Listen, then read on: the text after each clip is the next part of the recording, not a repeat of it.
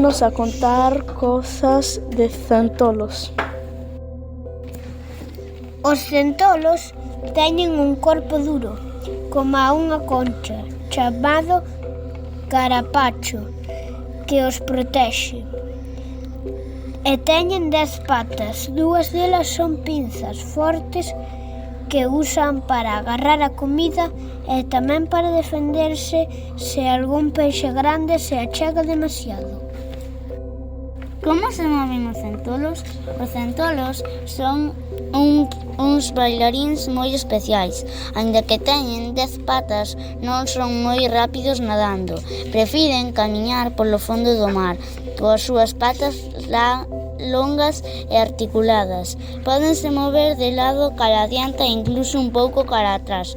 Son moi áxiles entre as rochas. Onde viven os centolos? Os centolos son un pouco tímidos e gústalles agocharse entre as rochas, as algas e nos fondos areosos.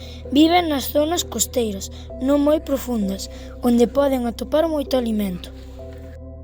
A vida secreta dos centolos. Os centolos son máis activos pola noite. Durante o día adoitan estar agochados para non ser vistos polos seus depredadores, como os congros ou as fanecas. Pola noite saen a buscar comida e a explorar o seu territorio. Que comen os centolos? Estes animais son coma pequenos limpiadores do mar. Comen algas, pequenos animais que atopan no fondo, restos de outros seres mariños e todo aquilo que lles sirva de alimento. Son un pouco como aspiradoras do mar, pero moi elegantes. A muda do carapacho. Unha cousa moi curiosa dos centolos é que o seu carapacho non medra, entón para facerse máis grandes teñen que cambiar todas as súas armadura e vella por unha nova.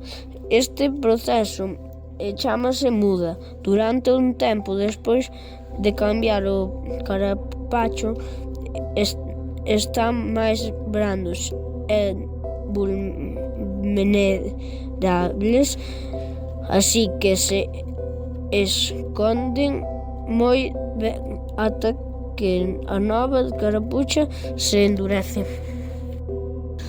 Os centolos e nós. Os centolos son moi importantes para o noso mar.